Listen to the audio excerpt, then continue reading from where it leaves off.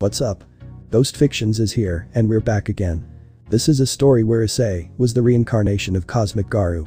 But before we start, please consider subscribe to the channel and give this video a like. Don't forget to check the description for more informations. Also, this is a translate version, you may find some mistakes, specifically in the character's gender. Issei of course is a male, but this time we have a female volley, and also Issei will have a sister. Welp, with that out, let's get into part 2. In the middle of a remote and totally unknown place, they were in what seemed to be a wide and infinite space, where there were a lot of people who were lying on the ground where they seemed to be unconscious. Those people were from Draconic Deus universe, for short it's DXD, along with the people of what was once the city of Kuo. How did they get here? Simple, it was because of Issei. Due to what happened to him in his world, he had taken revenge for what they did to him, so he had destroyed the city of Kuo, where he erased all the inhabitants that were in the city without leaving any survivors. Then he went for the entire supernatural, which he achieved, thus accomplishing the greatest feat and event in the history of humanity and the planet, killing with his own hands all the faction leaders, their people, their cities and without leaving a survivor, so that the planet on which they lived was purified of the supernatural, if you can say that. The last victims in Issei's crusade and path to revenge were his former parents, who did not resist, accepting their fate. Right now they were also unconscious, at least that's what it seemed like until one of them began to wake up, which was Mickey, who was slowly regaining consciousness. When she woke up she saw all the white space around her, confused about where she was. Mickey? What is this place? Where am I? Said the older brunette, looking a little nervously at the unknown place. She continued looking without knowing what to do until she saw the ground and found her husband unconscious next to her. Mickey? Garou? She said, surprised. She went with him where she began to move him to make him react, but he had no response. While she did, she saw the other people who were there. There were also those who were leaders, gods and beings of their respective factions of the supernatural. The group of Gremory, Citri, Phoenix, along with the same girls who previously rejected Issei. As well as the two girls he had as girlfriends at the academy, as well as people from the ancient city of Kuo, as well as his two bastards. She continued watching for a few moments only to feel her husband waking up. Mickey? Garou, are you okay? She said, worried about her husband. Garou? Mickey? Is that you? He asked as he regained consciousness. Although he is not the only one who woke up. Rias? Ah, but what happened? Said the retard while rubbing her head. Sona? Rias, is that you? Said the black-haired girl with glasses, standing up. Tsubaki? Sona Kaicho. The former Fuku Kaicho is speaking now. Akeno? Girls, really, it's you? Said the fallen hybrid, surprised to see her mistress and the others. Surziches? But what the hell happened? Said the red-haired Siskin, taking his head, checking if he was okay. Rias? Oni-sama. She said, surprised that her brother was here too. Thus, and many more of the factions, they were awakening from their unconsciousness. On the other hand, with the two former students of Kuo together with the citizens. Like them, these ones were also awakening and regaining consciousness of what happened to them after the boy destroyed the entire city. Citizen 1. Hey, what is this? Asked one of the citizens. Citizen 2. But what happened? One of the women asked. Citizen 3. I just remember that Issei was going to destroy the city and then. Before finishing someone spoke. Citizen 4. Everything went black and dark at the same time. I think we're dead. Said another man, a little stunned. So many were not believing that they were really dead, wondering if they were in heaven or hell. Now, leaving the normal people aside, we focus on two girls who were the first humans to be hit by Issei's attack, who were still on the ground without moving, until they wake up and look around, seeing that it was not Kuo. Murayama. Edo. What is this? He said, looking around with some fear. Hadis. I don't know, but this isn't Kuo at all. Said the pink-haired girl who was next to her friend. At that point a female voice spoke to them. Murayama, Kadis. Exclaims the unknown person, not believing that those he saw were real, causing both of them to turn around. Murayama, Kadis. Aika. Exclaimed both girls who had met one of their friends from the academy who was also expelled. The three girls hugged each other after meeting each other for a while. Aika. Girls, what are you doing here? I thought you died because of the explosion that Issei caused in the city. Said the brunette with glasses. Murayama. Indeed it was. The girl said honestly to her friend, who opened her eyes wide upon hearing that news. Hadis. We were precisely near the building where Issei was and where he generated the enormous explosion that would destroy the city. We think we were the first to be hit, since neither Murayama nor I could move from where we were, because we were impacted by the words that Issei said in the live broadcast. We were even more impacted by that strange way he turned into. She explained, remembering the events that she and her friend witnessed in the front row. Aika. I see, the truth is I saw it too. I was on the streets when the broadcast. At first I was excited that Issei was okay, but I didn't expect that in the end, he would commit such an act to the entire city. I was terrified to see what Issei transformed into on top of the building, and even more when he killed that man. Commented the brunette who was nervous remembering the events she witnessed when she was alive. That other girl saw the 3 girls, who are also friends of theirs, who were also thrown into the streets, to which they only approached them in surprise. "Girls, is it really you?" said one of them, and the 3 of them turned to see them, also being surprised. "Hadis, Yame, Renko, Shisun, Nin, Yui," she said, surprised seeing the 5 girls. Note: I will make Nin be Shisun's sister. I know that they are the same person, but here I will apply it. So the girls get together and talk a little about what happened to them with the city, and especially with Issei. After a few moments the humans and supernatural beings saw each other and wanted to know what happened and who they were. They talked for a few moments until they heard the voice of a person who was not very desired by most. "Isary? Hey, are you here too?" said the brunette, impressed, drawing the attention of everyone present, and when they saw her alone, they looked at the aforementioned with hatred. "Yame? You here? What the hell are you doing here, bitch?" said the blonde-haired girl angrily upon seeing the girl who ruined her life. "Citizen 2. What is the liar doing here? Don't tell me that she'll be in the same place as us," said one of the women, annoyed. "Former academy nurse. I agree that girl should leave here," said the same nurse who never treated Issei. Before anyone else could say anything, the voice of the least liked person of all was heard. "Isaac. What the hell happened to me? What is this place supposed to be?" said the older brown-haired boy in an angry tone, not knowing where he was. Everyone looked at where the voice was from, and if they saw it bad with Isary, with Isaac it was worse. They looked at him with absolute rage. Even the hypocrite Isary saw it that way, because they did not expect that the same ex-brother of Issei, as well as the reason for many of his misfortunes, was with him equally in the same place. "Surziches? You're here too. What the hell are you doing with us? You fucking son of a bitch," said a very angry Siskin upon seeing the boy. "Isaac. First of all, your mother is a bitch, and second of all, I have no idea. I was trying to give my brother the beating of his life, but the bastard tore me to pieces and humiliated me completely. As if that were not enough, he took Drake from me and he agreed, and when I wake up I'm in this damn place," he said in an angry tone and bothering the retard for what he said. Before anyone else speaks, a third person is heard speaking. Wow, I see that everyone is here, everyone is finally aware, that's good," said an unknown entity who called everyone's attention, so some got scared and others became alert.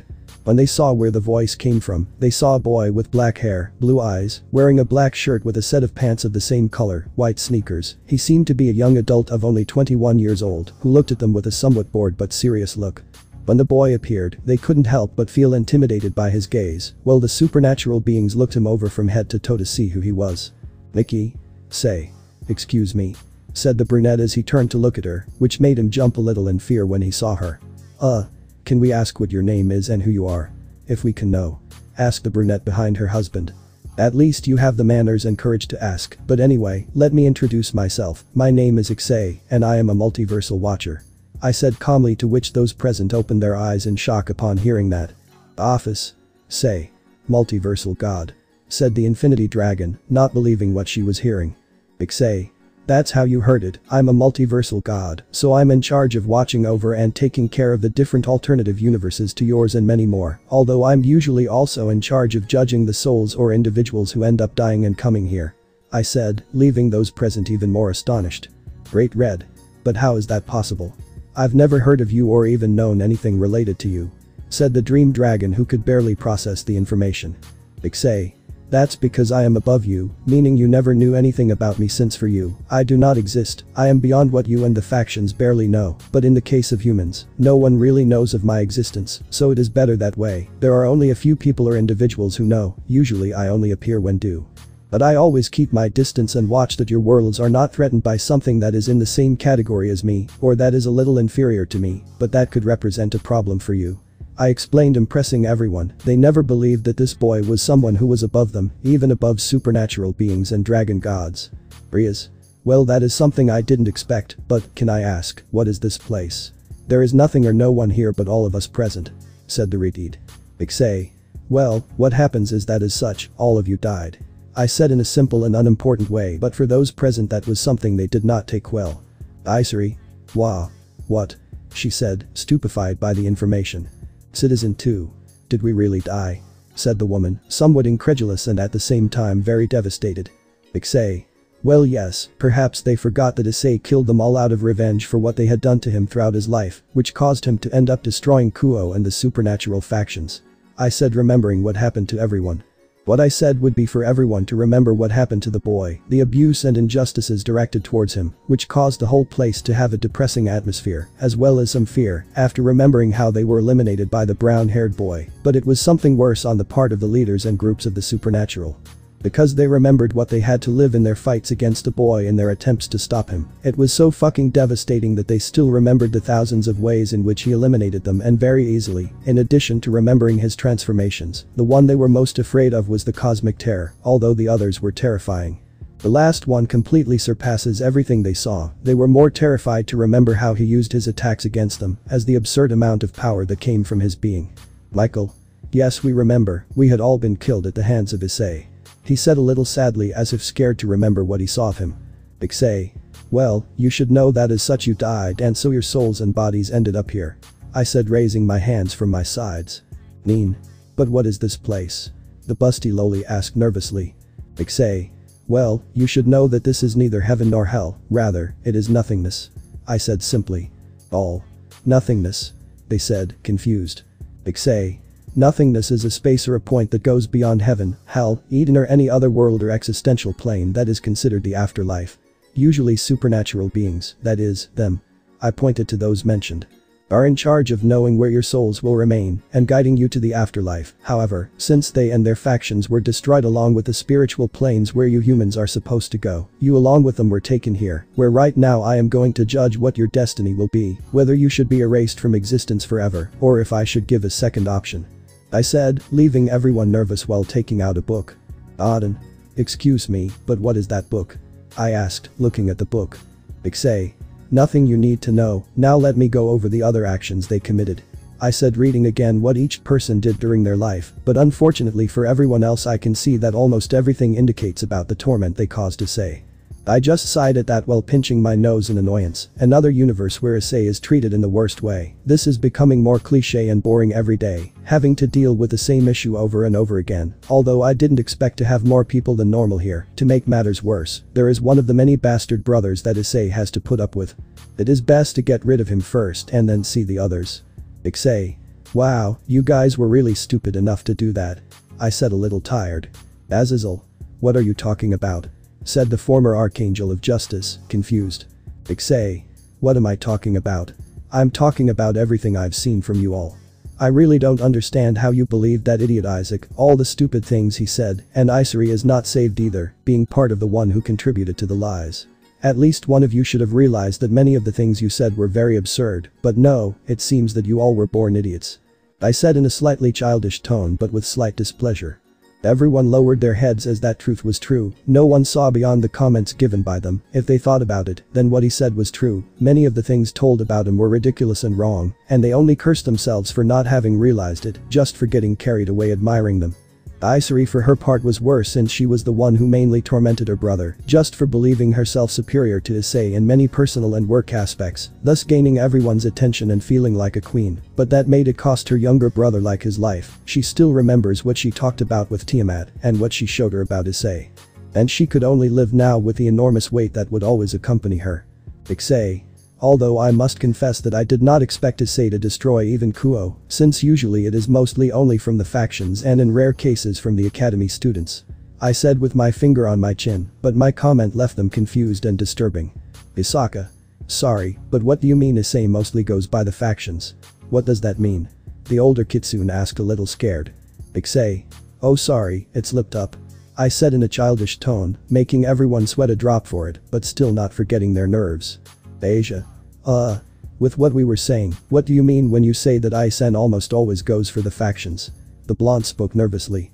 Leaving my joking attitude aside, I became serious again and spoke. Issei.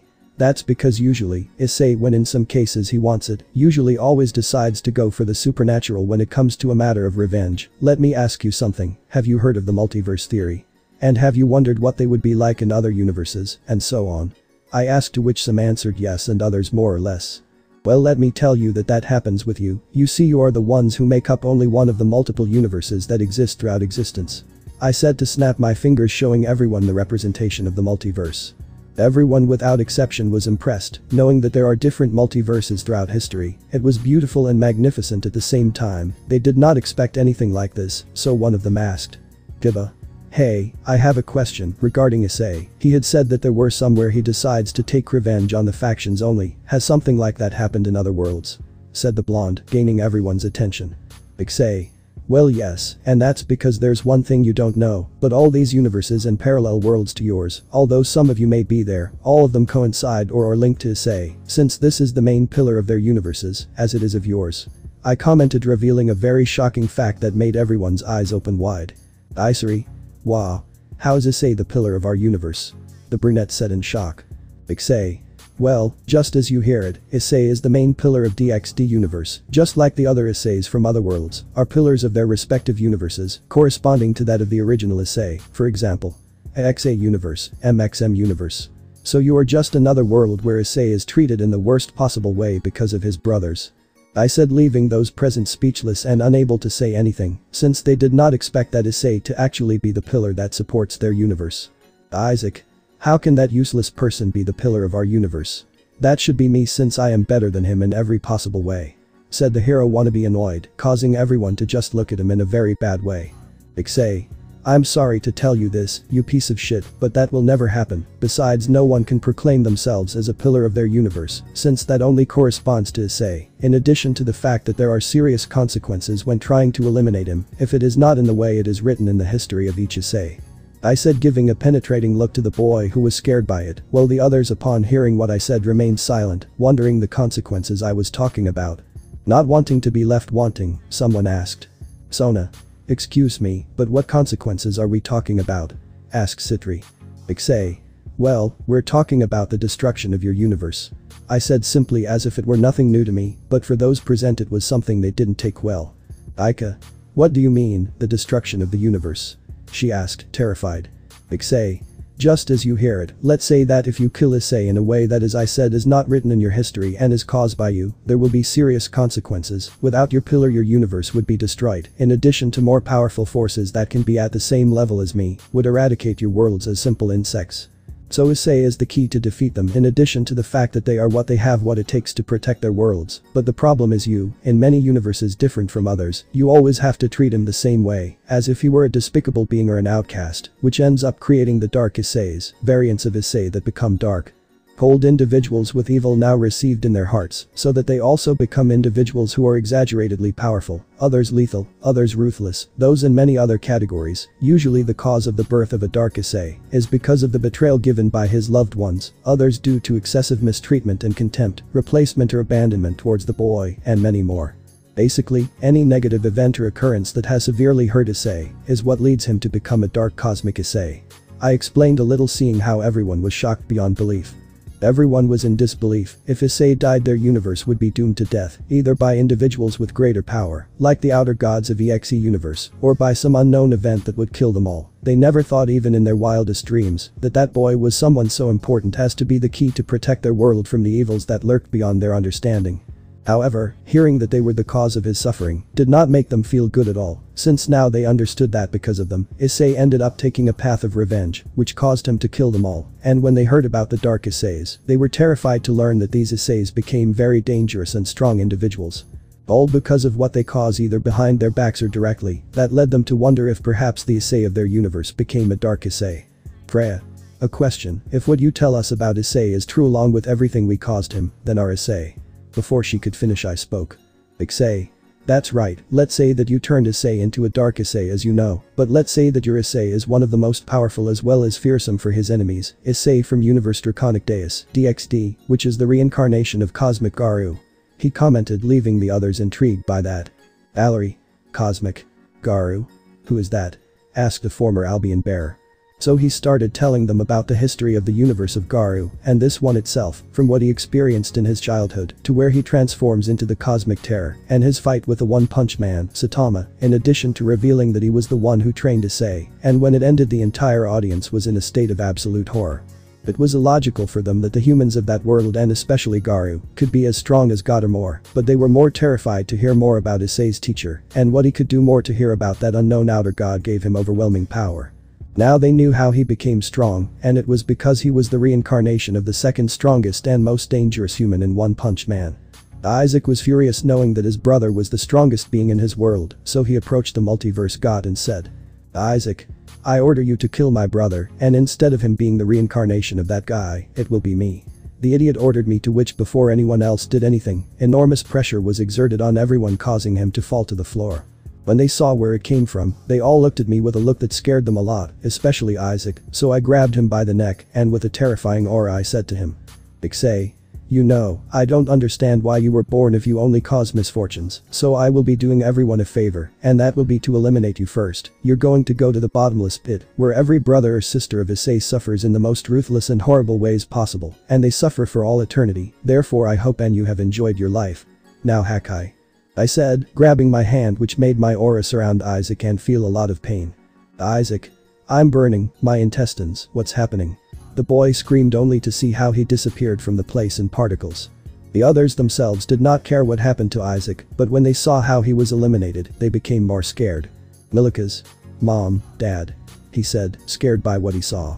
"Issei, well, one less, anyway, I guess there are no more explanations. Now seeing what they caused, I will have to send them to the bottomless pit," I said calmly with an emotionless look. Everyone was scared to hear that question someone asked. "Garou, bottomless pit?" The older brown-haired man asked with fear in his voice.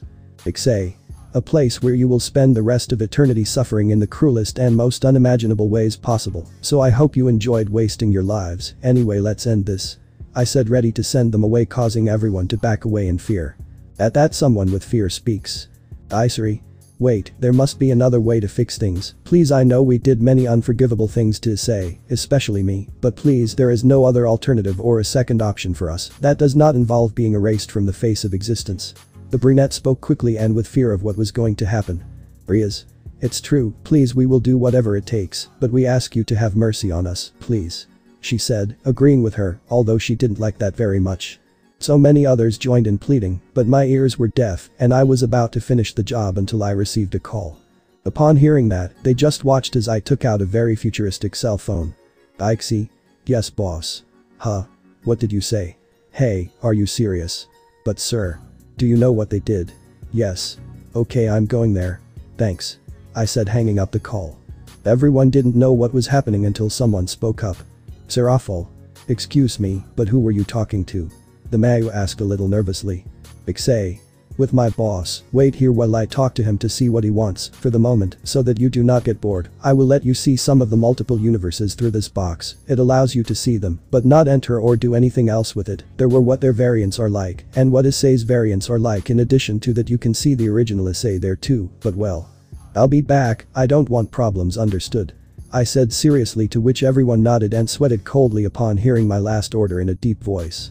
And that I leave for a few moments, leaving the others alone, but with the box that allows them to see universes. Out of curiosity, they looked at the other universes, and above all they looked at the Isseis from other worlds, and what they saw made them have different emotions. First they decided to see what the original Issei was like, since after hearing that they and their Issei were only one of the many Issei from the multiverse that connect to the original, they decided to see what he was like. When they saw him, they were surprised that he was a perverted amente with big breasts, which caused women to feel uncomfortable and cover their breasts. But as they saw the original Issei, the perspective of many changed, because they had many surprises. For example, they were amazed that Issei did not have a brother or sister, which implied that he had always been an only child. Something that made Isary feel bad, knowing that she did not exist with her brother originally, and Issei's parents did not know what to say, since they liked the idea of them being a big family. But after seeing this, they wondered what their lives would have been like if they had only had Issei. In a way, they liked the idea, and at the same time they were not sure, but well, they did what they did. Another was that Rainer actually killed him, which caused him to feel devastated, and even worse than before. Plus he was saved by Rias turning him into her pawn, and using the 8 pawns she had to save him and reincarnate him, which surprised Rias herself and her entourage, who did not expect him to do that act. They were more surprised on the supernatural side to learn that he was the bearer of Drake, to where he met Asia, and he decided to go save her, regardless of whether he was punished for his actions or started a conflict with the fallen, which moved but also saddened Asia. A raiding game against Razor's entourage, the second confrontation he had with the chicken to save her from her arranged engagement by sacrificing his arm to the dragon to gain more power, which left them more shocked since they knew that if he gave his arm to the dragon, he would never get it back. But after hearing the words that Issei said to Rias when they were going home, they were moved and sad to think that the Issei of their world could have been a very splendid future couple if it weren't because at that time they believed in everything the two brothers told them about him. But Rias was affected to know that she could have had the love of her life if it weren't for how stupid she was. They saw the part where they lived together in Issei's house like Asia, the part where Irina meets Issei again for the issue of the swords accompanied by Zenobia, Kiba's revenge, the issue of Kakabiel, the revelation of the death god, which left many of the citizens shocked to know that he was dead, affecting the most believers, and after a while they recovered to continue watching. Their meeting with Vali Lucifer, which was unexpected news from Valerie, knowing that she is originally a man or at least the original, their meeting with the leaders, the fight that Issei had with Vali, the visit to the underworld, the meeting of young people, Loki's interruption, Roswisa's entry into the Gremory entourage, the visit to Kyoto with the rescue of Yasaka. The game against Serio until even the part where he declares himself to Rias, and so on, showing that he was the most powerful Sekiryuite of all as well. Everyone present did not know what to think. On the part of the leaders, they finally realized that Issei was more than just a devil, a dragon, or any individual with a sacred gear or the most powerful Sekiryuite. He was a light of hope for people, as well as a role model. Despite his perverted attitude, they saw that he never really abused a woman or others. Besides that, for everyone there he was a hero, but he was also someone loyal and good-hearted. If you compare him to the original with theirs, both were similar in the aspect of being someone with a good heart, but one ended up filling with hatred for the decisions they made against him. If they had been better, they would still be alive in their world, in addition to seeing him be able to help, but it was not like that.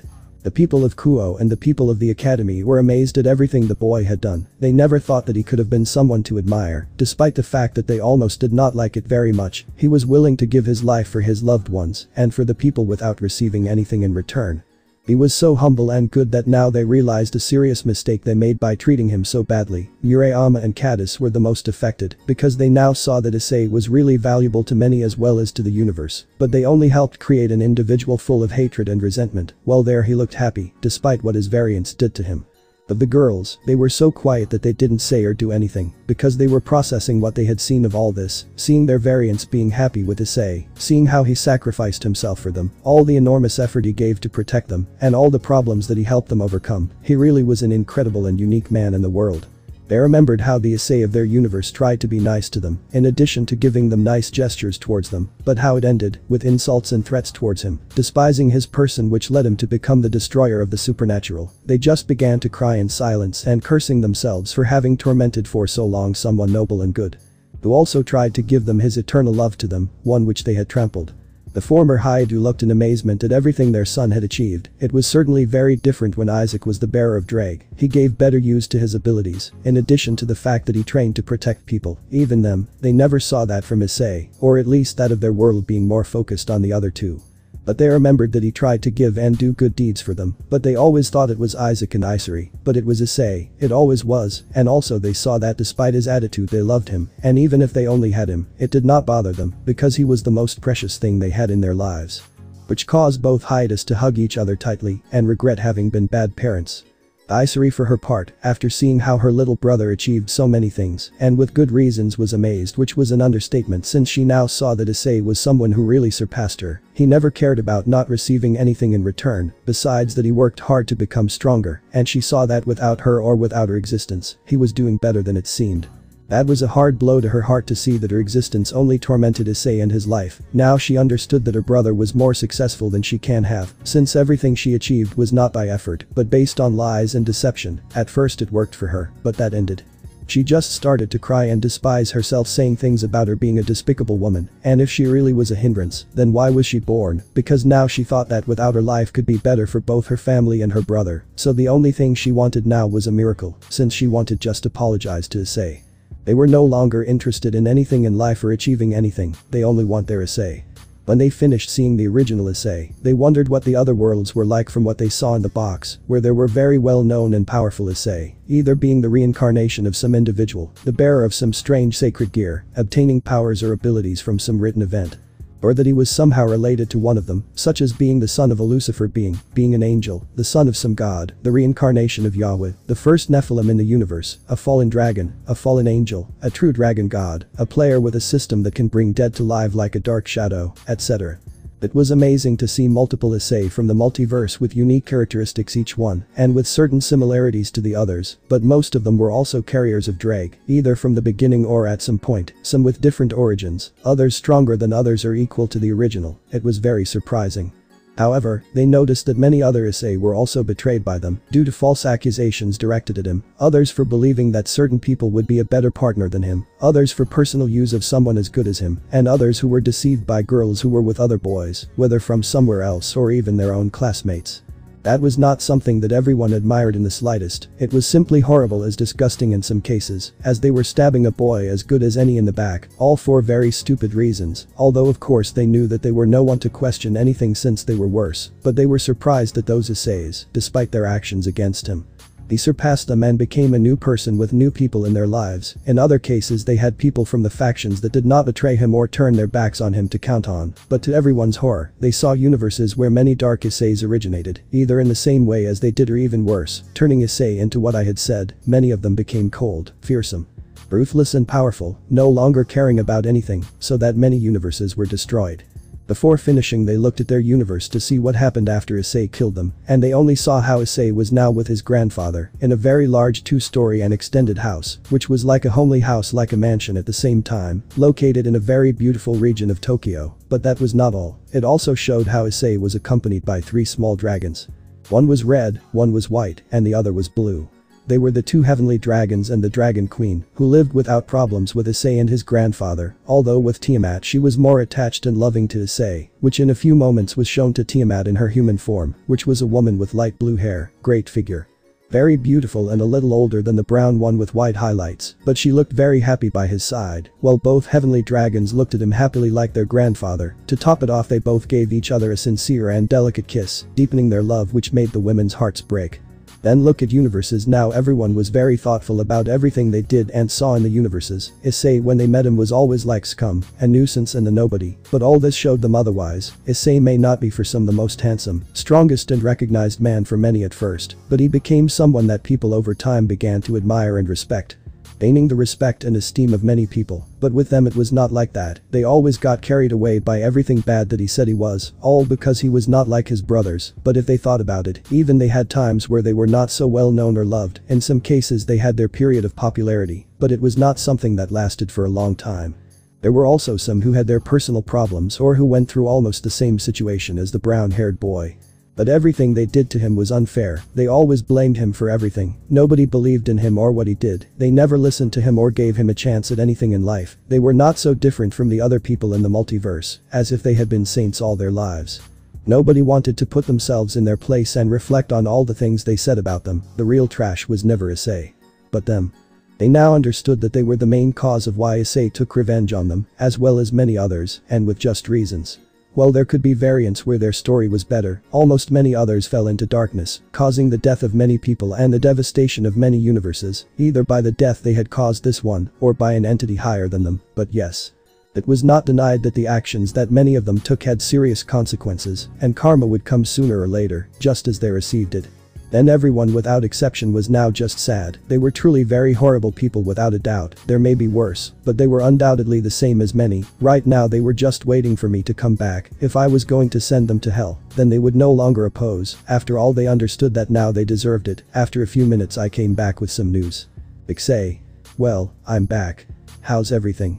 How did you spend your time watching the universes in that box? I asked just to see how the people and supernatural beings lowered their gaze a little. No one said anything, everyone was sad about what they saw of many of the Issei from the other realities. They were even more sad when they saw how well Issei was doing after he killed them. Issei. I see there is no need to ask about your moods, anyway I came to make an announcement. I said, watching the others raise their gaze a little. Mike. And what is it? Will they send us to hell already? Said the brunette a little subdued. Issei. I wish it had been that. But no, it's something else. I said, confusing everyone. Hineko. So what is it? Asked the Nekomata. Issei. Well, what would you think if I told you that there is a possible opportunity for you to correct your mistakes? I asked, to which everyone looked up with a look of surprise in their eyes. All? How? They said surprised. Issei. As you heard, you see what happens is that my boss, the one above all, the one who is above me and many others, called me to talk about you in general. Let's say that he believes that possibly and sees some hope of being able to repair the damage that you caused. Also, we cannot afford to leave another universe condemned or something like that. So after a discussion that we had, we reached an agreement. I explained in detail to everyone present. Garou. And what was that agreement? Asked the older brown-haired man. Issei. Well, I'll send you all back in time so you can fix everything you caused, but under some conditions that you must meet. I said, making everyone happy for them as they all pay attention to the agreement. 1. Never dare to want to do any severe action against Issei that could cause him to want to eradicate the supernatural again, along with Kuo included. 2. If it becomes known about my existence as well as defame me or the one above all on your part, then I will erase DXD universe from existence, as well as nothing about the supernatural should be revealed beyond Kuo. That goes for the humans, and the inhabitants of the city is clear. I said, receiving a nod from the humans. Lastly, number 3. If you commit acts of betrayal, forgetfulness or abandonment on your part, then all the other 2 conditions will be violated on your part, so in the same way I will eliminate you all. Those are all the conditions of the agreement. Any questions or anything to add? I said, looking at everyone who talked among themselves for a few moments, and someone speaks. Surziches. On my part, as well as on behalf of the devil faction, we accept the established conditions in order to be able to fix everything that happened due to our actions. Said the Redeed, who was the first to speak. Michael. For my part, the angel faction accepts the conditions set by you and the one above all. He said, bowing. Azazel. Me too, I and the fallen angel factions accept the conditions dictated by you, and to avoid another potential disaster. Said the leader of the fallen angels. Auden. As the All-Father, I, my son, my ex-wife, my granddaughter, as well as the rest of the Asgardian faction, accept the conditions that you dictate to us. He said in Asgardian while on his knees. Isaka. As the leader of the Yakase, I also humbly accept this opportunity to be able to fix our futures, in addition to being able to be by the side of my future husband. She said, bowing, although bringing out a small vein marked in women by the last thing she said. Tannen. As king of the dragons, I also accept. I and my dragon brothers and sisters firmly accept the agreement. He said, kneeling. Zeus. As the father of Olympus and leader of the Olympian faction, I, my children and family also accept. Said the god, bumping his fist to its weight as a sign of fulfilling the oath. Ra. I and the Egyptian faction also agree. This time we will not let Issei be in a world full of darkness, so we will do everything possible to help him.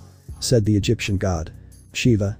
As the leader of the Hindu faction, as well as the head of the Hindu gods, we promise with our blood to help and protect young Issei with sweat and tears. He said, standing, raising his fist in a sign of promise. Great Red. Likewise I will help the boy in everything he needs. Said the dragon god, accompanied by Office, who attended. Mayor of Kuo. On our part, don't worry, we will also support young Issei, and his secret along with the supernatural will remain with us forever. Said the mayor of Kuo while the rest of the citizens. Director. We are the ones who contributed to keeping your secret as that of the supernatural, and rest assured that we will not make the same mistake with Issei Hyoudou again. Said the director of the academy firmly while the students and teachers, as well as Mireama, Cadis and her friends also nodded. Nikki. My husband and I promise that we will be the parents we should have been to Issei from the beginning, giving him all the affection, love and respect that we should have given him, along with all the things he has always wanted in his life. Said the brunette next to her husband. When I saw that they were serious, I just closed my eyes and gave a light laugh. Issei. Wow, they really are serious from what I see, but there is one person missing who can confirm if they agree with these agreements, which I am looking at right now. I said, looking at a certain brunette who became the center of attention of everyone who looked in disbelief upon knowing what I was referring to. Rias. Wait, why her? She was the one who started this whole mess. She said, looking with hatred at the brunette who just lowered her head. Issei. It's true, but we were thinking about it, and unlike her brother Isaac, she did regret her actions, so we will give her only one chance. I repeat, only one. If you dare to do another stupid thing like the one you did for years with Issei, I will make sure that you are the first to be erased from the face of existence, okay? I said, staring at her. Isary. Really, will I have another chance to fix things with my brother? She said, crying with happiness. Issei. Yes, but as I said, if you dare to do another stupid thing like the one you did for years with Issei, I will make sure that you are the first to be erased from the face of existence, sending you to the same place where Isaac ended up, that's clear. I said seriously. Isary. Yes sir, I swear that I will never do anything bad to my little brother ever again. I will protect him with my life from any evil, even if I am only human," she said, joining her hands and kneeling in gratitude. At that, many just looked at her badly, especially her relatives who no longer saw her as their daughter, spoke before they could say anything. Issei. Well, I will only tell you one last thing. Let's say that when you travel in time, the timeline that you know will be different, so sooner or later you will see what I mean. The events that have happened will remain the same, but there will also be events that are different from those you know," I said, leaving everyone with the intrigue of what I said. "Surziches? What kind of event are we talking about?" asked the Siskin. Issei. "I can't say since it will be a surprise, but you will understand later. And finally, let's say that there will also be a series of changes that I will put in the timeline. For example, Isaac will no longer be with you, in addition to Drake and Albion having new carriers, and Tiamat will not be in a sacred gear," I said, leaving those present shocked, especially Valerie and Isary upon hearing that. "Valerie? But why? I am the host of Albion," said Valerie incredulously. "Isary? And Tiamat is my partner," the brown-haired girl spoke. Issei. "If you really want to be with Issei, you have to make sacrifices, you understand. Besides, you are not worthy of carrying Albion after what happened, and Tiamat should not be a sacred gear to begin with, so those are the main changes, as well as the leaders were no longer leaders of the factions, rather there were others who took their places," I said, leaving everyone even more shocked. "Michael? Wait, what? Then who are going to be the leaders?" said the Archangel, not believing it. Issei. "Hehe, you'll see. Well, I'm going to send them at once, and another fact, let's say that I'm going to send them when Issei is at least 8 years old, so they have plenty of time to fix their problems, although it won't be easy," I commented, leaving the others a little confused. "Nikki? And that's why?" she said a little nervously. Issei. "Well, let's say that your Issei will have a slightly more prudent conscience, so it won't be easy for you to get his forgiveness, because when you see him and try to be with him, he will distrust you, since he hasn't forgotten how you treated him during almost his entire childhood," I said with a slight smile. "Irina. But why did he do that? It won't be easier to gain Issei's trust like this," the angel complained. Issei. "Well, so that you can also see how difficult it was for Issei to be with you, even though you were giving him your hatred, so I just put you in the same place where he was before, so you can see what it feels like to be in his place," I said with a bit of grace, causing many to sigh in frustration. "Nikki? Okay, if it's the only way to be able to fix things with my son, give him the life he deserves and be able to be with him, I'm willing to do it," said the brunette with determination. "Garou? Me too," he said, also determined. "Rias? I'll do it too, I'll be the girl I should have been for Issei," she said with her self-esteem restored. "Ikeno? Me too, I swear I'll be the special woman in my darling life," she said with a smile. "Murayama? Hey. Wait, that will be us, after all we were there first to meet him, so we will be the first in Ice-kun's heart," said the brunette next to her friend, who agreed with her. "Yame? Not if I get there first," said the girl next to the others, who agreed, causing the brunette and the pink-haired girl to look at her in surprise. "Sona? I'm sorry, but that won't happen, because in the future he will be my future husband," she refuted the brunette. "Valerie? In your dreams, bitches, he deserves to be with a real woman, and that's me," said the young Lucifer. "Guo Academy nurse. Girl, you didn't mince your words. That woman you're talking about is only one, and that's me," exclaims the Academy nurse. "Then Alana? You're wrong, that will only be me," said the brunette. The multiverse god sighed. "Rafia? I must object to that comment. Issei Sama deserves a woman who is determined and committed to her work, so I am the right person for the job," she said in disagreement with the Gremory. Thus a comical fight and discussion began before the eyes of the men, which caused a drop of sweat to appear on those present. Isary for her part was silent, but she wanted to refute what they said about being her brother's first wife, since she wanted to be the first. "Isary? Even if it takes me a lifetime, I will be my little brother's ideal woman, so I'm not going to just give him up," the girl thought determinedly. Issei. "Okay, leave your love fights for other days, for the moment I'm going to send you back to the past, so I hope you're ready, since everything you're going to have to live through to earn Issei's forgiveness and trust won't be easy for anyone," I said, preparing everything for the trip to the past. Everyone did as they asked and gathered together, just like Isary, although some of them moved away from her because they didn't want to be close to her, which made the brunette feel bad, but she was okay. Issei. "Well, I hope you can take advantage of this only opportunity that I give you as the one above all, since there will be no more opportunities if you mess it up, okay?" I said, looking at everyone. "All? Hi," was his response. Issei. "Well then, I wish you luck, Draconic Deus world," I said, and then created a huge portal which would take them to the marked timeline and universe. When they saw the portal, everyone just signed up to enter and be able to start from scratch again. Everyone starts walking closer and there was only one thing on the minds of everyone present. Mickey and Garou. Issei, after everything we saw of you in the other universes shown in that box. The two Hyoudou thought. The Gremory, Citri, Phonix and the other girls. We realized that we were very wrong about you. Thought the Gremory. The former leaders. You are a light for many and for us. The former leaders thought seriously now. The people of Kuo.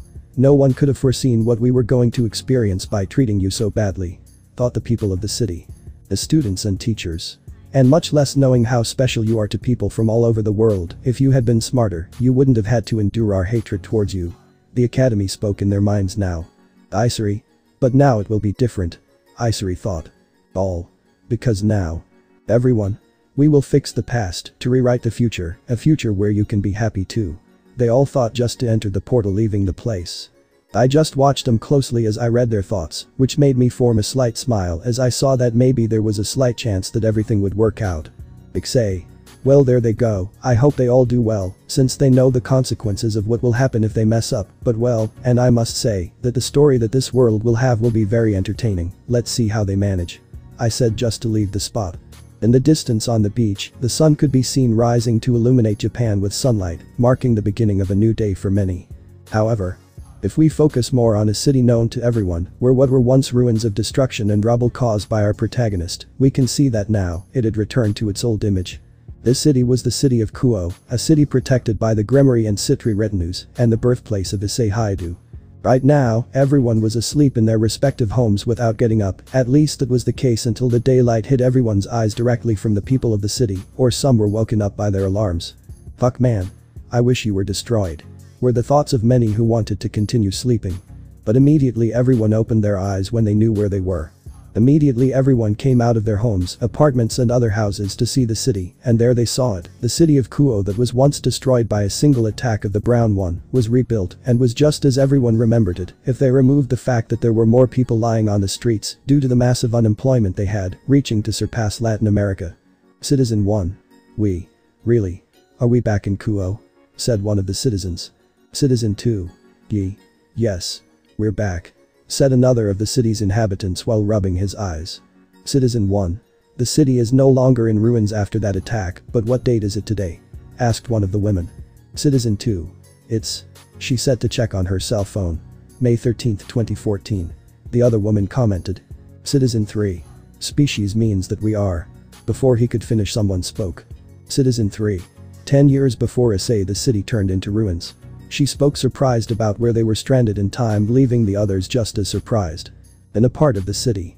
We first focused on a street where a girl was seen running with brown hair and small pigtails, looking for another girl almost her age, but with pink hair. At one point both girls met while breathing heavily from having run for so long. Those two girls were Murayama and Cadis, at least in their time of 12 years before Issei entered Kuo Academy. Cadis. Murayama. Said the surprised girl. Murayama. Cadis. Said Murayama. Without wasting any time, they both rushed to hug each other as a sign of happiness. Murayama. It's good to see you're okay. Said the brunette with a smile. Cadis. I say the same thing, but apparently we go back a long way. She said, looking at herself, who was now 8 years old. Murayama. It's the most logical thing. Issei-sama said that we were going to go back in time to when Issei was 8 years old, so it's a long time before he's at the academy. He said, remembering some of the details I mentioned earlier. Cadis. Well, that doesn't mean we can't get together with him, right? In the past we only met at the academy and everything we knew about him was through. His fucker brother. Said the pink-haired girl with some displeasure, mentioning the other two brown-haired boys. Murayama knew the reason for his dislike, and he was right. The only thing they knew about Issei in his former life was from all the lies the former Hyoudou told him, when those were pure lies, and if they think about it, even though they went out they never wanted to know anything about him, much less pay attention to his tastes. The only thing they remembered about him was when he gave them those gifts that he gave them before. Before they could continue with their thoughts, they heard a voice that took them out of their seriousness. Are you girls okay? Another person who had caught his attention spoke. The two girls saw a brunette girl with glasses dressed in a miniskirt, pink tights, a pink shirt with a star print and a small necklace decorated with a heart in a childish tone. They both didn't recognize her, but they squinted a little to see who it was, and when they noticed it, they were surprised. Murayama and Cadis. Aika. Is that you? They both said at the same time. Aika. Yes, it's me, it seems that everyone is back, even the people from the city. She said to approach and give a group hug. Hadis. It's good to see you're here too. She said smiling. Aika. And I'm not alone, I came with company. She said pointing behind her to see another group of girls. This group consisted of 5 girls, a blonde with pink highlights, a brunette blonde, a brunette accompanied by her pink-haired twin and a black-haired girl. Game. Hi girls. He said with a smile. Renko. The gang is getting back together it seems haha. He said with a bit of grace. Yui. Even though we are 2 different groups, well. Said the black-haired girl. Shizune. I'm glad to be able to return to the city and at least it's no longer destroyed by what happened back then. She said with pain as she remembered what happened. They all just lowered their heads as they remembered that event that killed them, remembering how they along with many others were killed by the brown-haired boy when they were still in their previous time. Nin. Girls. Girls, I know that everything that happened before with Issei-kun was not the nicest thing we have ever done, especially considering that we treated him in the worst possible way, making him become someone with a lot of hatred towards us, but we were given a new opportunity, and we are here, so that we can make up for our mistakes, this time we will not leave Issei-kun alone. Said the pink-haired girl sounding positive. The others, upon hearing what their friend had said, their spirits rose again and their faces showed firm determination. Murayama. It's true, in our previous life we weren't the best people for him, but that will change now that we have a chance to fix everything. She said with determination. Yui. But, remember what Issei-sama said, Issei here is not the same as we knew before, I don't know what his personality is like, but something tells me that it won't be easy for us to get close to Issei-san. Said the black-haired girl a little uneasy. Aika. Speaking of Issei, is he at home? Or what was he doing now? The brunette wondered as did the others present. While that was happening, right now we are focusing on the main thing. In one part of Kuo we can see the former Hyoudou residence, the parents' home and now sister to Issei itself. Inside the house everything was quiet, without any particular problems, and the curtains and lights were off indicating that they were still asleep, at least that was the case until. The sound of an alarm clock rang first in the room of the 2 older brown-haired boys, which only caused annoyance to the 2 present, the same happened for the other brown-haired boy who was in a different room from them. Mickey. Garou, turn that off, it's very annoying. Said the brunette with some annoyance. Garou. Yeah, I'm coming. He said as he pressed the button on the alarm clock next to him, turning off the alarm. In another room, a brunette girl was asleep, but her alarm clock was also alone, and to her annoyance, she extended her arm to reach out to press the off button. Isary. I don't know who designed the alarm clock, but I really hate it. He said sleepily and then went back to sleep. It only took a few moments for then. Mickey, Garou. Isary. Mickey. Dear. Perhaps. Garou. We are in. Isary. Our. Mickey, Garou, Isary. Home. The members of the household emerged from their rooms in surprise to see each other, dressed in their typical sleeping pajamas, looking around at their surroundings. Mickey. The house is as it was before Rias and her family transformed it into a mansion. He said, looking at how everything was as they remembered it before. Garou. And it seems everything is in its place, the place is no longer destroyed, and from what I see, outside is the same, the city is in its original state. He said opening the windows to see that beyond his home were the buildings and structures as such in his previous timeline. Before any of them could say anything someone else spoke. Isary. Mom. Dad. She said looking at those mentioned that when seeing her father looked at her without emotion written in it, but her mother looked at her angrily. Garou. You too, eh? There's not much difference with you, but apparently you're about 9 or 8 years old now from your appearance. He said looking at the brunette who was now younger. Mickey. What do you want now? He asked with annoyance in his voice. Isary. Mom. She couldn't finish speaking after being interrupted. Mickey. Don't call me that. The fact that we live in the same house right now doesn't mean that I'm still your mother, after what you did and all the lies you and the other bastard rubbed in our faces, you are no longer my children. Said the older brunette with clear anger, leaving the aforementioned sad for reminding her of that. Isary. I'm sorry, I know I messed everything up, but I want to fix everything. I know it was my fault that Issei became someone bad, but I want to resolve things not only with him, but with everyone too. For having made many suffer because of me and Isaac. She said with tears in her eyes. Garou. TSK, let's see if that's true, since they've been lying to both of us for like 15 years, and I can no longer confirm if your words are real or not, even though I'm your father. He said with an irritated tone. Mickey. Wait, speaking of Issei, is he? She said looking at the 2 doors at the end of the corridor. Garou. Is he here? He said, whispering, looking at the door. Isary, Oni-chan. Spoke with a slight touch of happiness accompanied by restlessness. Those present only looked down the hall to see 2 doors. Mickey. If I am not mistaken, I remember that Issei's room was the one at the back on the left. He said as he started walking slowly. Garou went to the other door, which was the room belonging to his other son, or well, ex-son, and saw that there was nothing at all, just a closet, a bed and a desk, implying that in this timeline, Isaac did not exist after his elimination. Garou. It seems we won't have to endure any more trouble. He said as he closed the door. The 3 of them were at the door that led to Issei's room. They couldn't deny it. The 3 of them were nervous to enter. They didn't know what to do first. Both the mother and the sister and the father wanted to throw themselves against the brunette to hug him, but at the same time they thought that they shouldn't and that they should say good morning to them properly. They were starting to sweat over how they should address him, since the only thing they remembered about the treatment they had towards him was always through blows or insults. Mickey. Should I hug him? Say good morning to him? What is his favorite food? Is he okay? Does he need something? What should I make him for breakfast?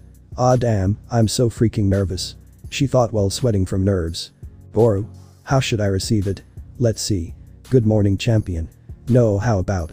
Good morning, my dear son. Too cheesy maybe. Good morning, Issei, how did you sleep? That one might work, yes, that one will be. The brown-haired man thought with a little confidence, but the rest of his body was trembling, showing that he was nervous too. Isary. What should I do first? Do I rush to hug him and then kiss him? No, what if I take him out to play? Or what if I feed him in his mouth when we're having breakfast? The little brunette was now thinking about ways she could address her brother. Mickey. Okay. Listen. Come on, let's go in, wake him up and give him the treatment he deserves and that he had to have for more than 15 years, okay? He clarified while wiping the sweat from his face. Garou. Okay. I'm ready. And you, brat? He said, looking at the little brunette who was hurt by her father's comment but knew how to put it aside. Isary. Yes. He said firmly.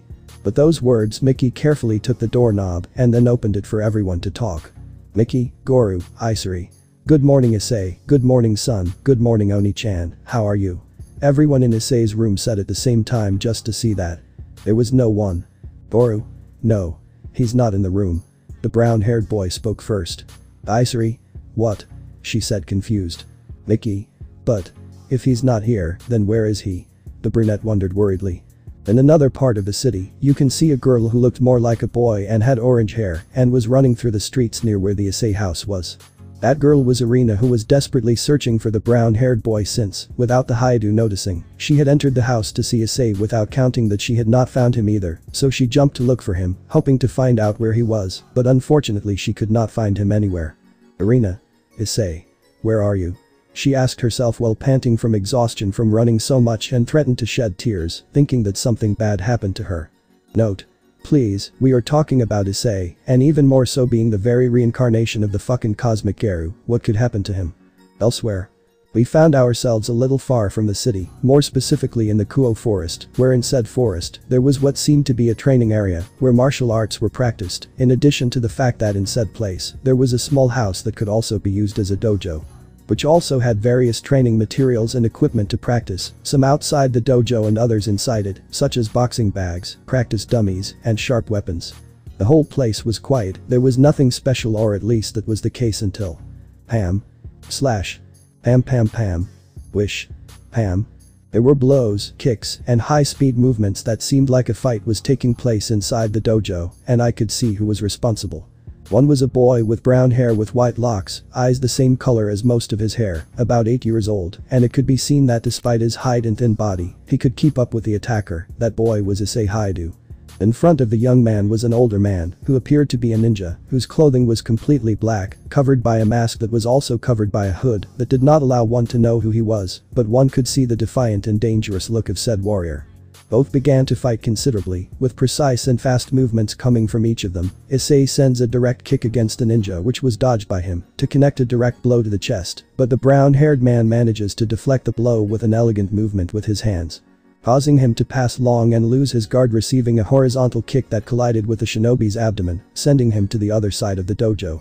The masked man gets up, recovering from the blow, and goes at high speed against the child to begin a consecutive series of considerable attacks on the boy, who dodged them with difficulty, but blocked some of them or diverted them from their trajectory. Wanting to end this, he dodges the attack and then steps back, and with a fluid movement of his hands, he releases a blue essence, while his eyes shine fiercely. Issei. Flowing water fist. Crushing rock.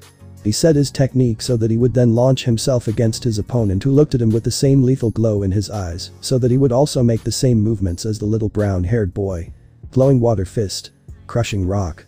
He said so that he also launched himself against a brown-haired boy, who also had the same technique, where both collided and began to give each other a flurry of blows at high speed.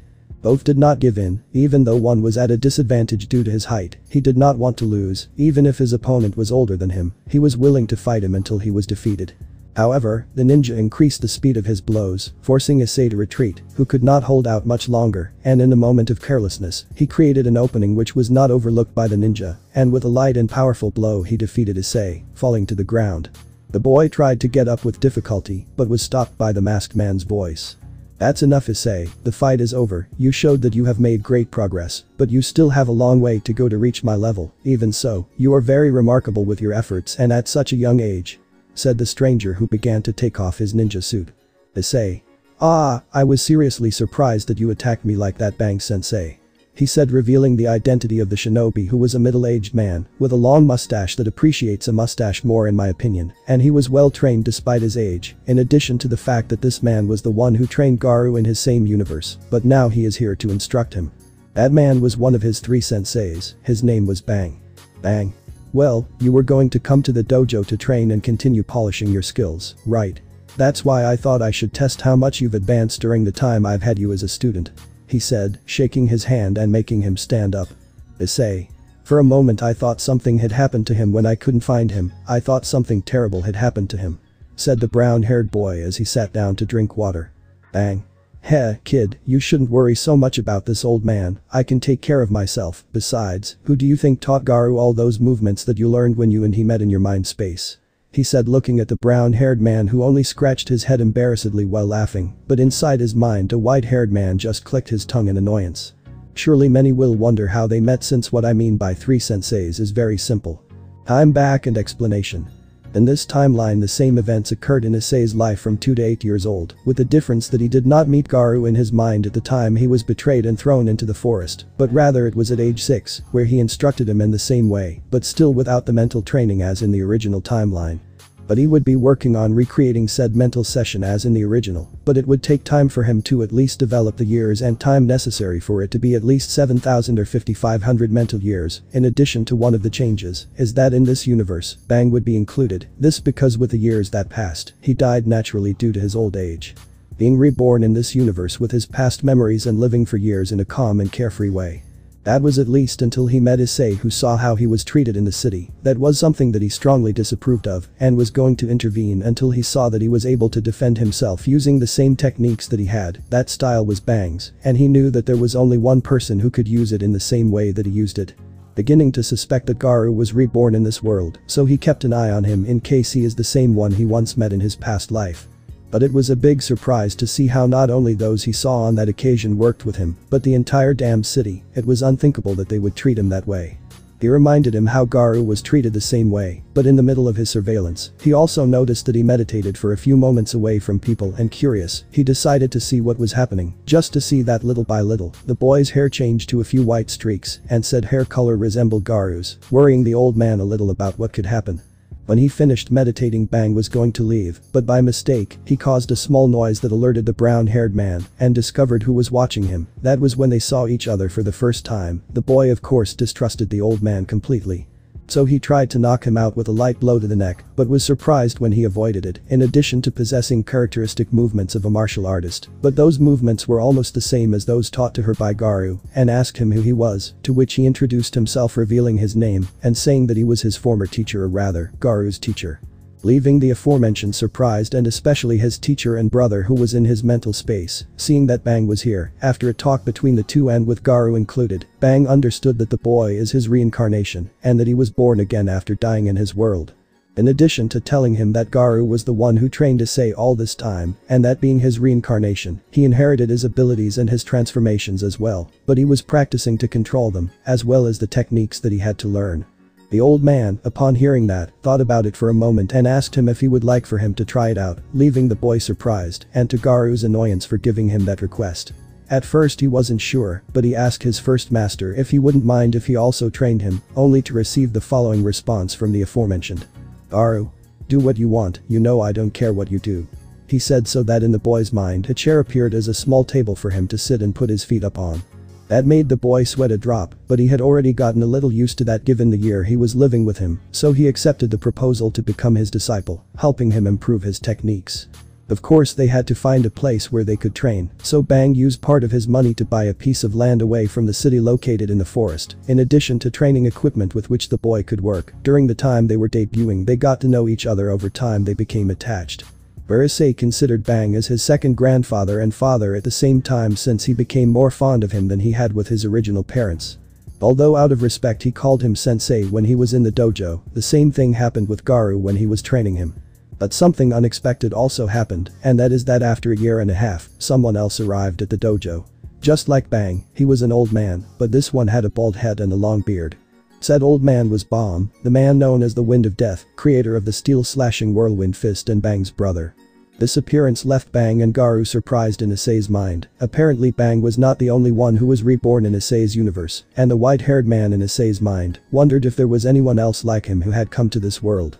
The brown-haired boy asked him who he was, and the old man introduced him as his older brother. That left the boy surprised, since he never told him that he had a brother. The three talked asking about the things that have happened between them, in addition to that he introduced Issei as his disciple, leaving the other old man surprised. Since he did not think that even in another world with a new life, he would train someone like in his old days. Before anything happened the boy asked him if it wouldn't be too much trouble if he could learn from him too, leaving him surprised and also Bang, since he didn't expect him to ask for that, since normally he is always distrustful and rude to people after everything that happened in his life. Besides that he generally doesn't trust others other than his two senseis.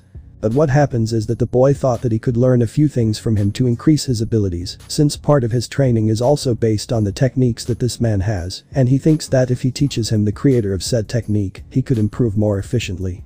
But that idea he asked him if he could train him by explaining his idea in general, but the old man asked him why, and revealed that he is the reincarnation of Garou, leaving him in shock, but he calmed down upon hearing the boy's story and what he had to live through from him, as well as revealing that Garou is also his teacher, and that only he was reincarnated in him. Not that he was really reborn so that he wouldn't feel fatigued or become hostile towards him, given what he was told about the things the white-haired man did in the past. Bomb felt calmer, but even though he wouldn't express it, he also felt sadness and sorrow for everything the boy went through, so without further ado, he agreed to teach him, but made it clear that it wouldn't be easy, since he himself told him that his training would be very demanding, but compared to what both Garou and Bang teach him, he was already at a higher level. He would get used to it quickly. So like that, he got 3 senseis, 2 in real life and 1 in his mind. The boy's progress was phenomenal, but he still had a lot to learn from them, and more from Garou, who was the person with the most power, his training lasting until now for 2 years, although dividing the last 6 months, so that Bomb could teach Issei. Back to the present. After Issei recovered from the little confrontation with Bang, he went outside the dojo for a while to meditate near the pond, and now trained with Garou in his mental space. Old Bang cleaned up the mess he made with Issei by fighting each other until someone arrived. Bomb. I see they did well in the surprise duel you planned for him, said the older brother as he watched the other elder pick up some of the mess that was caused. Bang. Heh, actually yes, he said as he finished cleaning. Bomb. And how did you do it until now? He asked his brother who got up to stop cleaning. Bang. He has a lot of potential. I would say that apart from Garou, he has been the youngest and most outstanding student I have ever had in my life. He operates the flowing water fist technique better, but he must improve his speed more. He managed to keep up with me, but when he uses the technique against me, I speed up my attacks more. That is what he is missing, he said as he now turns to look at his brother. Bomb. Well, he's still young, he has a lot to learn, and he has plenty of time to improve, said the old man looking around not finding the brown-haired boy. By the way, where is the boy? Asked the warrior. Bang.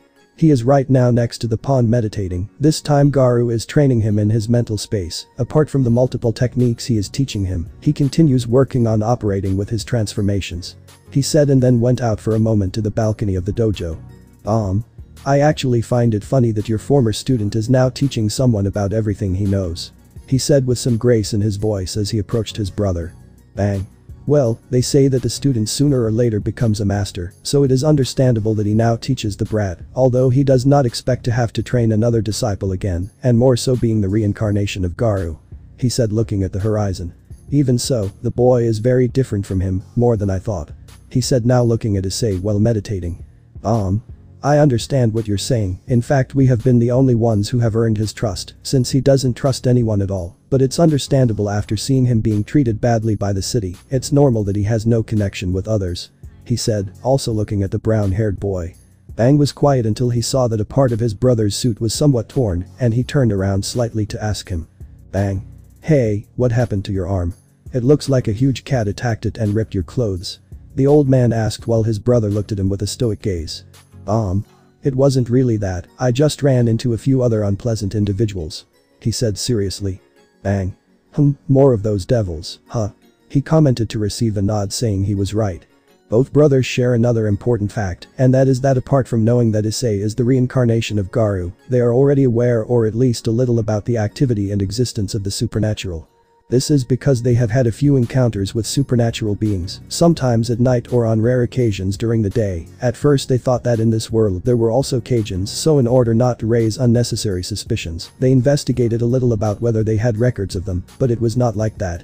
It did not say anything about the Cajuns as if they did not exist, but they did find information about the supernatural beings they saw in a library with records of myths and legends of mythological beings and gods of course. This took both by surprise, who did not think that something like that existed or was catalogued in that way. But where they came from they had seen crazier things so it did not last long, but they understood that the Cajun do not really exist here. Bang. I see. Was the dry response he gave to his brother and then went back to looking at Issei meditating. For our protagonist's part, he had his eyes closed meditating, listening to the sound of the water flowing calmly and quietly in the pond. But things were different inside Issei's mind. Issei's mind. Inside our Issei's mind all there was a black space with a slightly thick fog. Everything was quiet but then. Issei. Ha. The brown-haired boy had given a battle cry and moved at great speed towards his master and brother. Issei launched several attacks at various considerable points at the white-haired man, but Garou blocked the brown-haired man's attacks without much difficulty. Garou. Come on kid, don't tell me that's all you can do. Said Garou with a smile on his face. Issei. Heh, you'll see, here I go. He shouted to increase the speed of his attacks, moving faster than before. Garou, seeing this, also decided to follow the brown-haired boy's lead, where he would not only defend himself, but would also respond in the same way to Issei's attacks, which caused both of them to have an exchange of blows at great speed and precision. At one point the brown-haired boy found a small opening in Garou's defense, so he created a plan to deliver a blow, so Garou decided to move around him moving quickly, leaving a blur and traces of his silhouette in all directions to confuse him, which was working. Garou was on guard for any surprise attack from the small brown-haired boy. The blur was getting considerably closer to Garou, so at one point Garou throws a punch at one of the silhouettes, but Issei appears at his side to hit him, but before he touches him or Garou counterattacks him he disappears again, and then repeats the same process a few times. For every time the white-haired boy wanted to connect a blow Issei quickly disappears. On the part of the brown-haired boy, he saw that his little strategy was working so now yes, he decides to give the final blow. Where after a few moments the boy now in front of his teacher catches him off guard and then connects a left hook then. The sound of a punch had become present. But the surprising thing was that the blow was not received towards Garou, but he said to hold one of his forearms for a moment and then step back and fall on his back to the floor. As for Garou, he looks a little tired, but with his firm and strong fist which for a few moments was seen giving off smoke, so it seemed that at the last moment before Issei managed to hit him, he did so instantly, and at the last second, he hit the brown-haired boy, sending him a few meters away from him. Fortunately for the brown-haired boy, he had managed to block the blow using his arms as protection, but it was still very painful because of the power it had. Garou. Not bad kiddo, you noticed that I had an opening in my defense, and you planned all that to find the best moment to be able to approach and hit me, not bad, but in the end I came out the winner. He said with slight superiority, and then approached the brown-haired boy to lift him up. He offers his hand as a sign of help, accepting his help, and he gets up to shake off the dust. Garou. You have made considerable progress in your training, so I can say that you would be almost close to giving me a little punch to go to the next level. He said lightly but with a satisfied look on his face. Issei. Yes. I almost got it, I just have to hit you once, and I'll be able to move on to the next part of the training. Said the brown-haired boy, rubbing his arms for a moment. Garou? Well, we'll leave it here, for now it's better that you return to reality, it's not long before it's nighttime. He said, crossing his arms. Issei.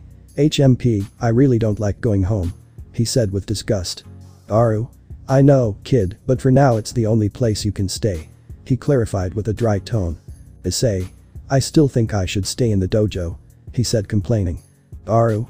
You already know that Bang won't let you because he doesn't have a place for anyone to stay and he has the sacred rule that the dojo is for training, not for lazing around. He said, a little annoyed. Issei. I still don't believe that such a rule officially exists. Garou? Well, I have no proof but no doubts either. He said with a poker face, remembering how one day Garou heard about the same rule that he told him now. Issei. Well, for now I'll go home, but one day I plan to leave that place and it will be very far from there, I promise.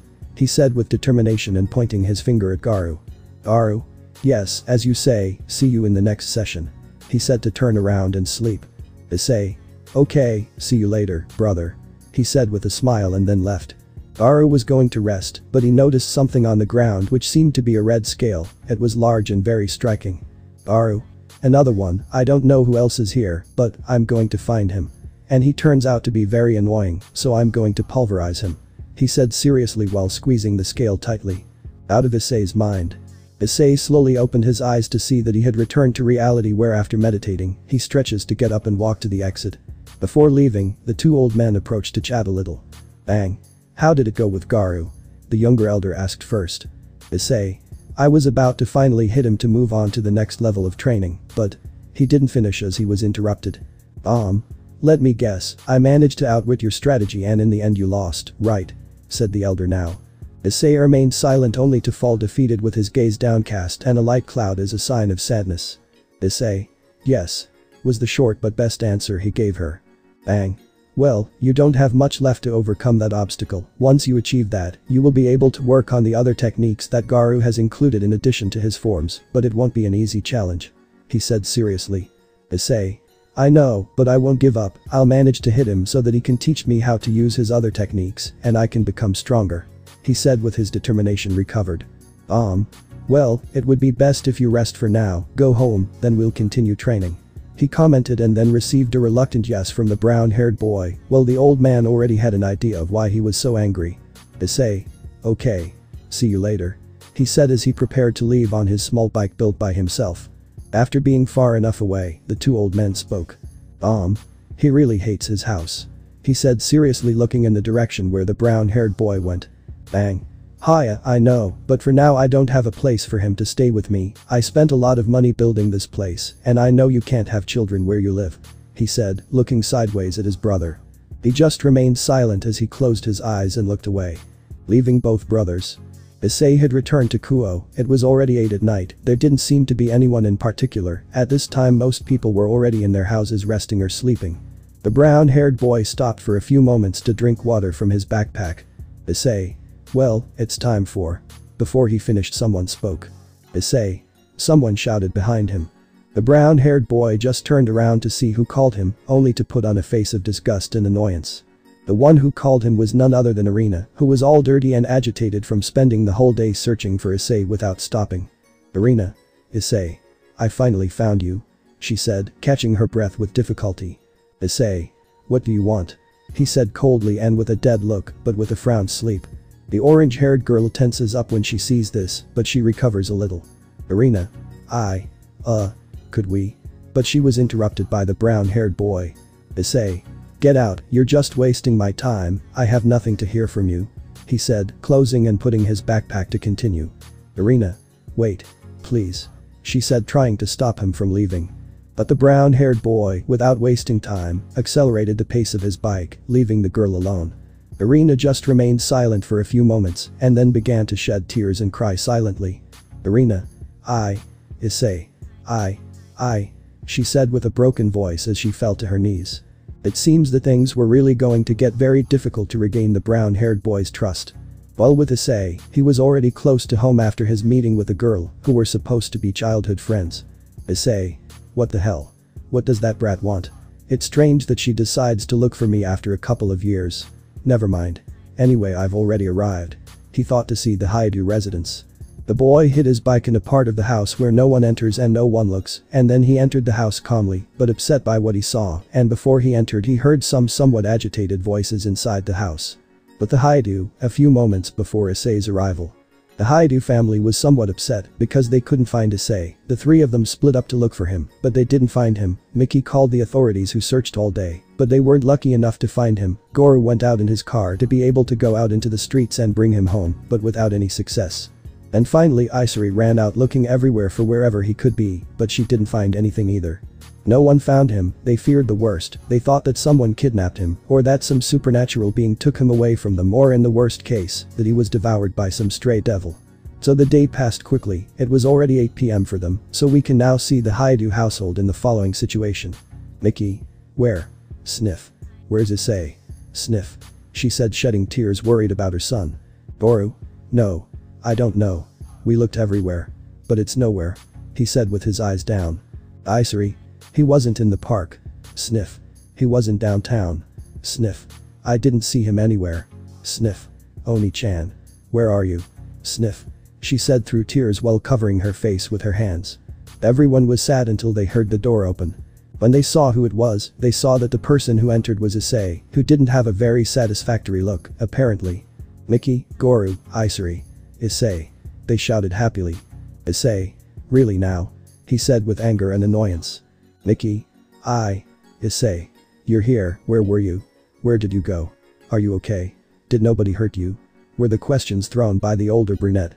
Issei just stood there for a moment, confused by his mother's actions, as this had never happened before. Garou. Issei, what happened? Where were you? We were so worried. Father Hyoudou said now. Issei. What? He thought, becoming more confused. And without warning I feel someone hug her. I look at the cause, and with an expression of disbelief I look at her sister, who had her face buried in our protagonist's chest. Isary. Oh. Oni-chan, you're back. You're back at last. Sniff. The girl said between tears of happiness. Now this left Issei with his mind in a mess, because his sister, who hates him and now he also hated her, hugged him and was telling him that she was glad that he was okay. Something he didn't understand, but this only made him angry, because now they treated him like their son, when before they didn't even pay attention to him or treat him as he should be. Before anyone else could say or do anything, Issei roughly pushed Isary, causing her to fall, and pushed her parents away from each other, much to their surprise and pain. Isary. Oh. Oni-chan. Said the girl, hurt, who was on the floor due to the push given by the brown-haired boy. Issei. Don't talk to me. He said seriously and angrily, causing the girl to feel a pain in her chest. Mickey. Son. Wait. Where? Before the brown-haired boy finished, he spoke, raising his voice. Issei. Shut your mouth, and you're a disgusting bitch, don't talk to me again. The brown-haired boy shouted. At that, Issei's mother fell to the ground, shedding tears at how her son called her. Garou. Issei, that's not the way to. Before he could continue, he received a blow to the abdomen, causing him to fall to the ground. Isary. Oni. Wanted to speak but was interrupted by our protagonist. Issei. Shut up you, I don't know what's wrong with you today, but if you think you can now act like a welcoming family with me then you're wrong. I don't know why your attitude changed now, but I don't care or interest me, so stay out of my sight. He said to go to his room, leaving the three of them still without moving. When he left, the tears of the three did not take long to come. The three of them began to cry silently for what happened. It seemed that the roles had now changed. Instead of Issei being the one who was belittled and mistreated, now they would be the ones who were going to be mistreated by him. Mickey cried when she saw that her first meeting with her son was not as she expected. Worse still, she hates him because of what he said in his expression. It doesn't seem like things would be pretty for the woman now. Garou continued holding his stomach because of the pain he felt. The blow that Issei gave him was very powerful. It was not enough to kill him, but it was enough to leave him immobile for a while. He could not help but cry when he saw that his son hit him, but with that blow, he made him remember how he did the same to him when he was in trouble with them, causing more sadness for him. Isary just cried without being able to stop. She would be the one who would have the worst part, being the one who most affected Issei's life. The three of them, without saying anything, went to their corresponding rooms, wondering what will become of them in the future with Issei. Elsewhere. In the distance, the city of Kuo is seen, illuminated by the moonlight. Everything was quiet until a mysterious figure appeared. This figure looked like that of a tall woman. She looked strong and had a serious look. He was looking at the city in the distance and then speaking.